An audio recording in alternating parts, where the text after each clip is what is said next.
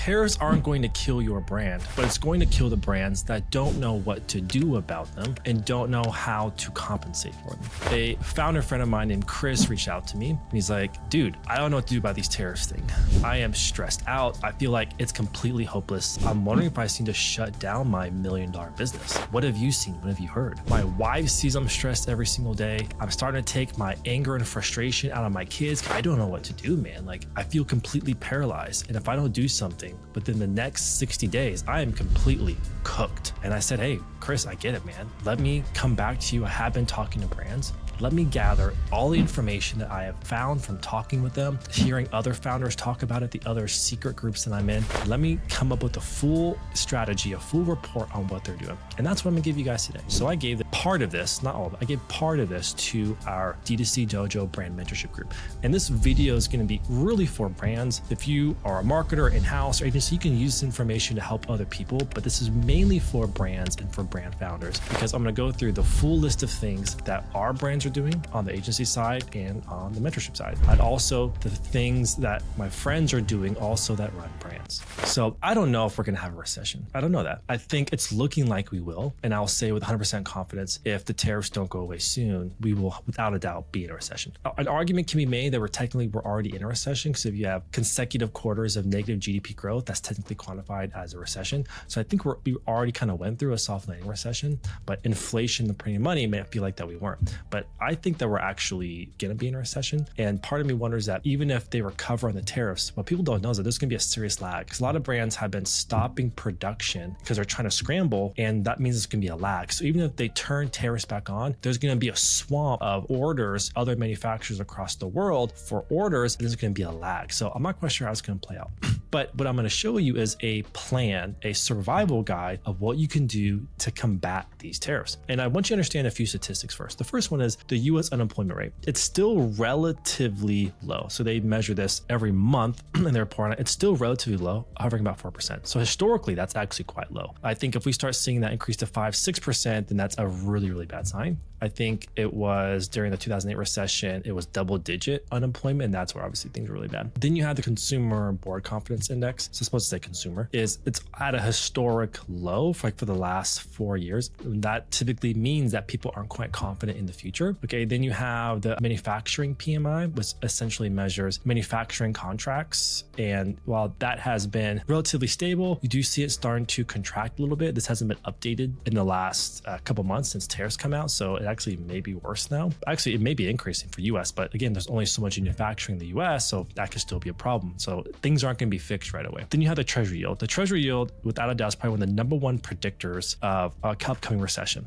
And as you can see, anything below this 0 is a bad thing. That means a recession could be happening. Now it's been trending upwards, but I think even since making this video, it's going to start trending downwards as well. So all I have to say is there are data points that point to a potential recession may happen. Now, don't be scared by recession, because there are brands that survive recessions that go on to become billion-dollar brands. This is actually a moment that a lot of people watching this video will actually become brand king makers, where your brand, you're going to figure something out, you're going to survive, and you're going to go off to be a rocket ship. And typically this is, and the point that, and the thing that gives me a lot of confidence during this time is necessity is the mother of invention. When your back's up against the wall and you must survive, amazing invention comes from that for yourself personally, as well as from your business. So while this could be a hard time, doesn't mean you're not going to survive. In fact, it's that grit that's going to get you through it. So what are the different things you can be doing right now to survive these tariffs? The first one is going to be dealing with your CAC. While CAC can't compensate for all the tariffs, really, I would make it a point real quick, is specifically for the brands in the US, the tariffs are really bad just for China. Everybody else is pretty much a close to 10%. You can definitely survive a 10% tariff. It increases your costs, but you can survive that. Now, I know other countries have more, don't get me wrong, I understand that, but even 20%, 30%, you can survive. It's hard, but you can survive that because you can find even reductions in CAC. Now, I'm not gonna say CAC's gonna magically remove all of that constraint on your business with the increase in tariffs, but it can be a huge factor if you know what to do. So what can reduce your CAC? Well, better, more emotional driven ads. For example, I'm thinking about, there's a guy inside of our mentorship group right now. I'm gonna call him Ryan, because I want to give away his personal name.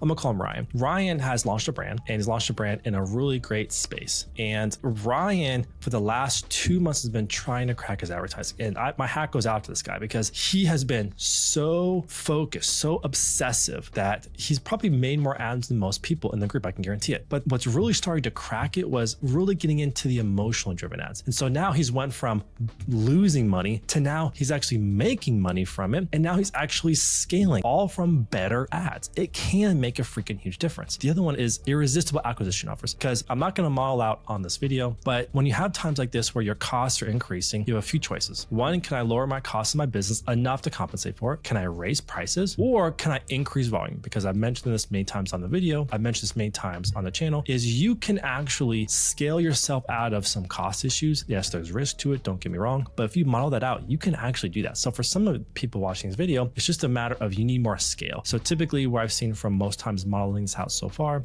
it's typically you need to be 1.5 to 2 times your size to scale out of this cost. Again, that's a really rough benchmark, but that's typically what I'm seeing right now when we help brands model it out. Being more specific on pain points. For example, some of you guys, because you're trying to really focus on volume, maybe you're trying to go after the biggest, what we call TAM, but really what you need to do is maybe go after the things that less people are advertising to carve out your blue ocean, to carve out your really specific space that you own. You may do less volume, but it may be a reduction in CAC. For example, we worked with a beauty brand and they sold eyelash growth serum. Everyone was doing it. It was a very big total addressable market, but we found an unused part of the market, and that was eyebrow growth, because this is actually before that was really popular, having bushy eyebrows. And we started going after that. Not a big TAM of people who want that, women who want that, but the CAC reduced so much. It's an example that you could, if you go after a more specific pain point, have a much lower CAC, maybe less volume, but that could be enough to compensate. Again, I don't know what the costs of your business are, but that's important. Also, positioning to the right audience in the right gap or breakout ads. This is a good opportunity for you to do the things that you're afraid to do. For example, a lot of founders are making ads that are the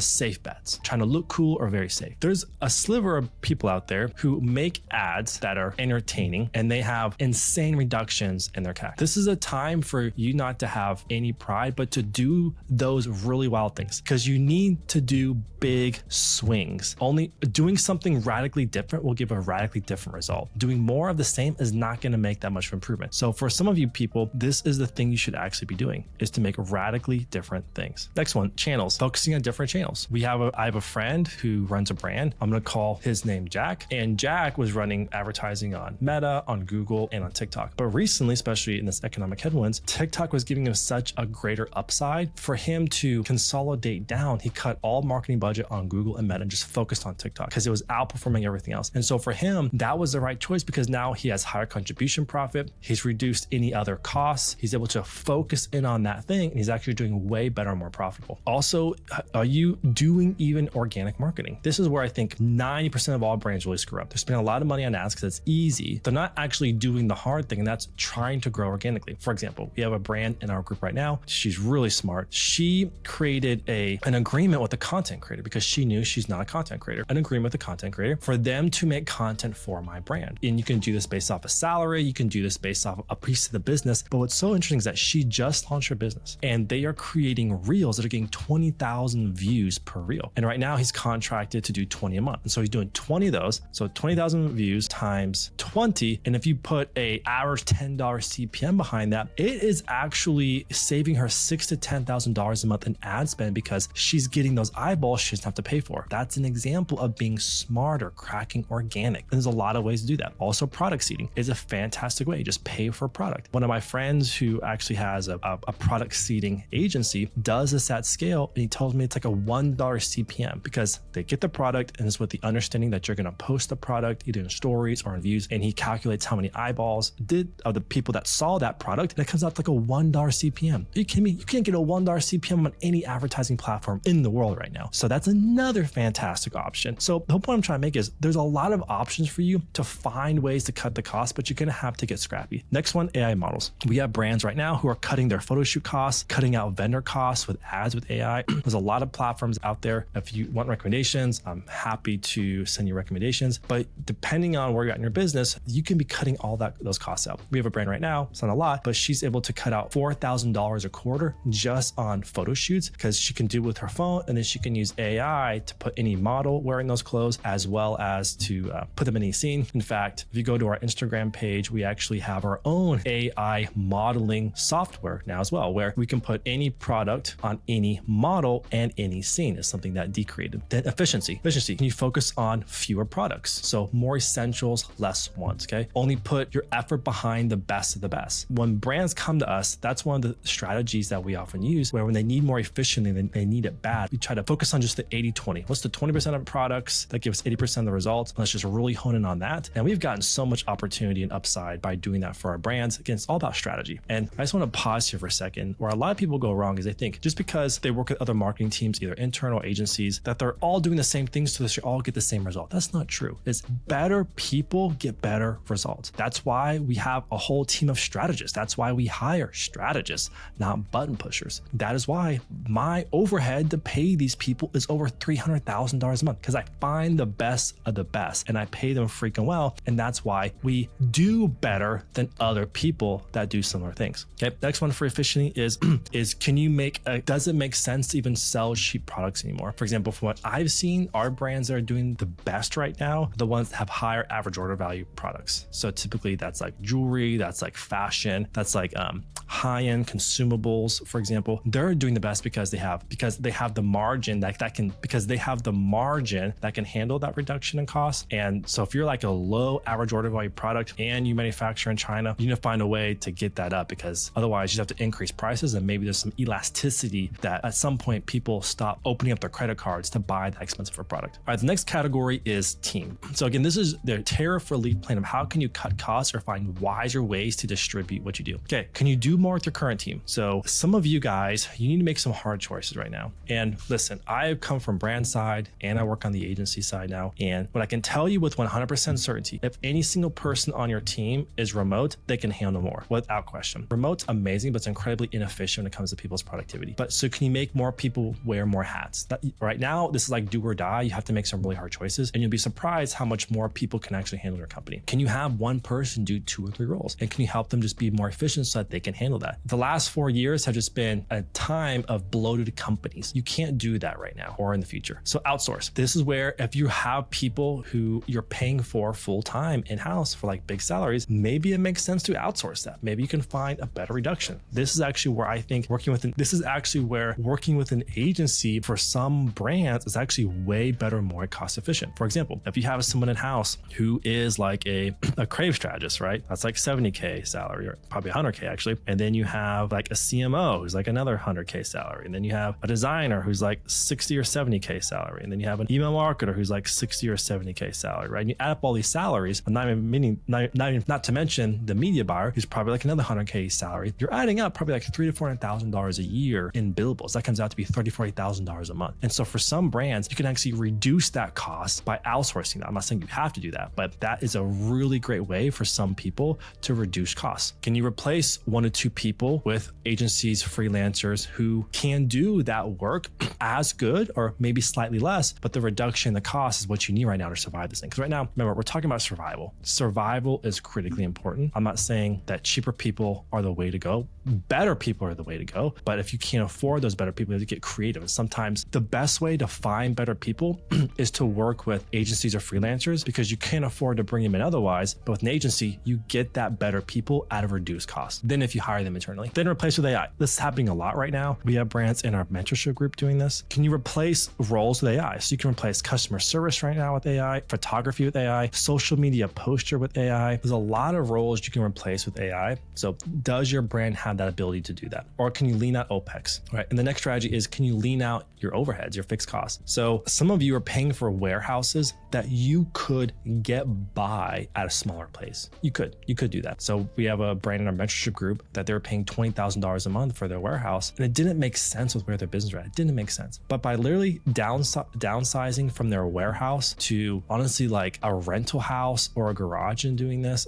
I think he's doing like out of his garage now. He was able to cut that $20K from his overheads, and now he's instantly profitable. So for some of you, maybe the right play isn't to think, ooh, I'm going to need this warehouse in a year, but it's like, no, like I might not even be alive in a year based off these tariffs and my costs. It'd be much better for me to downsize my space, but maintain the exact amount of revenue, and you'll be way more profitable by doing nothing else. Is it going to be uncomfortable? Sure. Is it going to be annoying? Sure. But right now, this is survival mode. Remember that, survival mode. What can you cut out? Can you cut out your office? If you have an office in town, a little bit helps, especially when it comes to SaaS tools. Can you consolidate those down? For example, for us, over last year, last year, we cut out using Zoom for our internal calls and for our brand calls, because Zoom, you pay per user and it's quite expensive. Whereas Google Meet, because we're paying for Google Workspace, and Google Workspace is insanely cheap, and it's included, Google Meet is, we cut that out and we instantly save like $1,000 a month from that. So that's an example where some SaaS tools are better. And that's also why, for example, for us, for marketing tools, we were paying for foreplay and motion, and we downsized and consolidated to a much better ad spying tool and creative analytics tool that combine both capabilities into one. And if you want to know what they are, let me know in the comments. I can put a link, but that cut out a lot of money for us. So there's things that you can do to find ways to cut down the cost. All right, now let's talk about products. So what strategies can you do to help with the tariffs when it comes to products? So the first one is increase prices. Short term, but at the end of the day, your margin is reality. So you have to fight that. You have to focus on how can I increase my margin any way I can. So some ideas that I was talking to brands, what they're doing is they're gonna start charging for extra options. Like we have brands that you can add monogramming to their product or laser etching or whatever. They're gonna start charging for that. Can you upcharge for more shipping? Okay. Can you charge for more premium of certain colors, flavors? For example, like we have a brand right now where they do different flavors of things. Well, what you don't know is that some of those different flavors, it's actually a little bit more of a cost. Before they just like ate the cost essentially. Now they start charging for more expensive flavors, for example. What I also recommend is do bundling on your page and do like good, better, best options. For example, like do this bundle, that's a good option and a good, okay bang for buck. Middle option, that's better cost savings. But then the bigger option where they're buying more because they're buying bulk is the best option, the best bang for buck. Now, one thing that's important to note is changing pricing sometimes may be hard to see, especially if you start to see it alienating certain customer segments. It's something that will follow very closely with your cohorts. And typically what we see from our experience, increasing prices up to like 29%, not a big deal. But when you start increasing prices over 30%,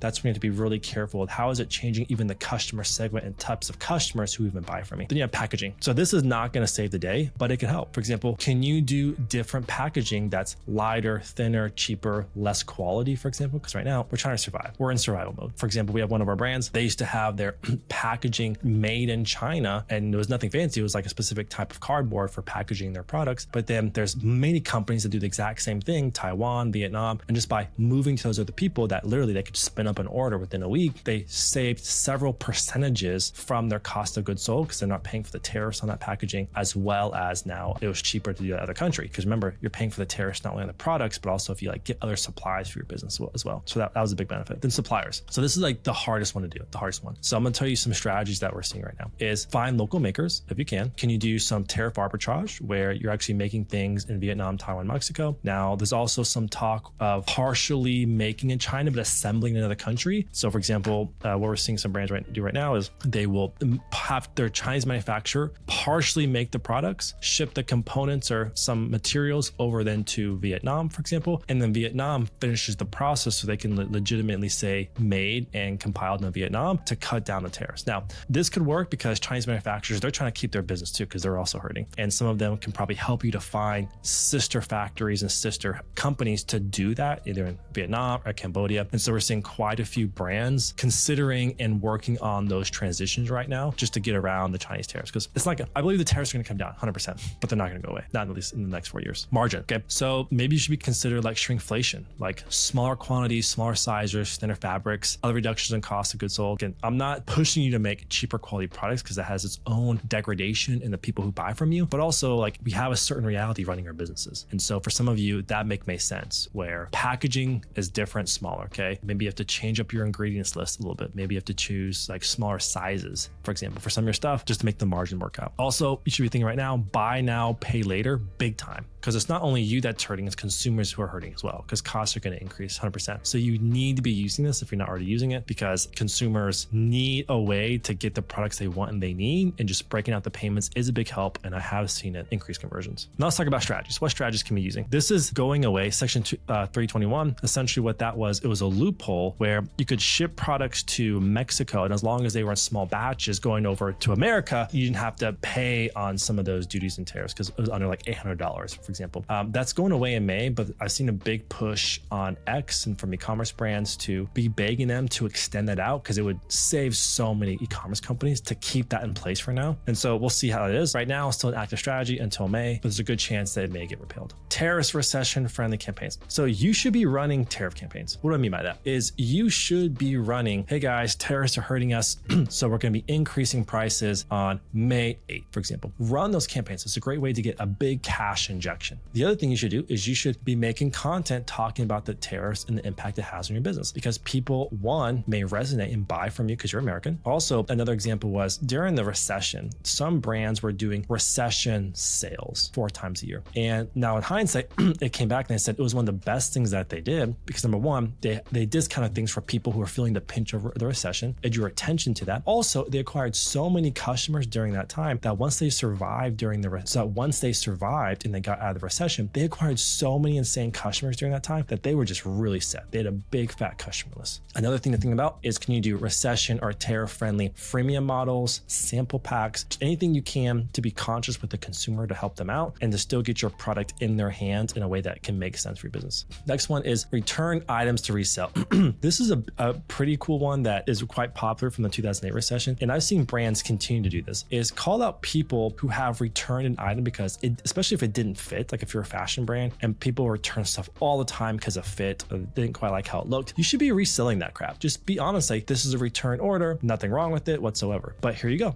Now we have brands, a couple brands that make their own products that do that, and their customers love it because they're like, dude, like one man's trash, another person's treasure. Like I'll take a discounted rate on a return product. Also think about like defects, scratch and dent. This is a big cost center for a lot of e-commerce. They get some products from wherever they get it from and it has some defects somehow, or the taste isn't quite right. And a lot of times they just chuck it because they write that off. And while you can write that off, and sure, that's good to write it off, but depending on what that cost is, sometimes you can't write the whole thing off that year. It has to be spread out over several years, or you'd be better off just trying to sell it and make some margin off it than if you wrote it off and then write off whatever you can sell. So we have brands that will be upfront saying, hey, we got these whole packages of purses. Something happened when it was shipped over. There's like a little ding on it. Here's a picture of it. You know, we'd love to still, if anyone wants it, here you go. We'll give it to you for like 40% off, right? So you're still making some margin on it and you're still getting it out, but now you're not just throwing away that inventory. Because when that happens, and then you go into the argument of, is it the manufacturer's fault? Is it the shipper's fault? They don't want to pay for it. So it becomes a really big ordeal. That's a great way just to still sell those products. So I worked with a long time, a leather business that did this. And when they had scratches on leather or dings on leather, like a weird colorization, they would still use it to create and make the product, but then they'd just be upfront saying, hey, here's like a scratch and dent. And their customers freaking loved it. They'd buy it. They would always sell out when they did that. Also thinking about consignment secondhand. This is similar to the other ones, is can you take products that people have used or that don't want anymore and then resell them? So again, that same leather business, what they did is they created a Facebook group of other people that when they no longer wanted the leather products, they would sell and resell, and they'd give a cut to the brand for allowing that to happen. And so while it's not going to magically save your business, but every little bit helps. And then this one's probably the one that makes the most sense. How can you bundle things so people get more bang for buck for less? And so all these companies do a great job of it. True Classic, Costco, Sam's Club. And what's quite amazing when you do this strategy is people can bundle more than you think. For example, really great example. That's why Costco and Sam's Club are so popular, because here in the US, you have Costco, Sam's Club, and like places like Walmart, Publix, and Kroger, which are grocery stores. But those other bigger chains like Costco and Sam's Club are so popular because they take normal, like for example, a box of cereal, but they'll put it in a mega box and they'll sell at such a discounted rate per serving an ounce. And that's why people go there, because like, yeah, I'm paying a little bit more for that box, but it's cheaper per serving. And it's an amazing business model. And True Classic does an amazing job of this. For example, they tested just last year, what happens if we put, it was like, I think like 100 or 200 shirts into one package. And we kind of say a different shirt for every day of the business week. And they sold it for like a crazy amount of money. There's like many hundreds of dollars, and they sold out. They made millions off that because people, you'd be surprised, would buy more for a bigger package. And I think the cost per shirt reduction was like 60%, or it was like $9 a shirt, which is like a great deal, right? So that's an example where you can probably bundle more than you realize. You just never tested it. So these are the strategies that we are implementing with our team. These are strategies our brands are implementing. I actually have a full recession guide that goes into these, plus others, plus examples of brands who have survived this and what they did, plus examples of other 8 and 9 figure brand founders and what they're going to do. And if you want that guide, in the description of this video, I'm going to leave a link link, post about on Instagram, go to that post, comment the word I say in that post, and then my automatic DM will send you the DM and link to it.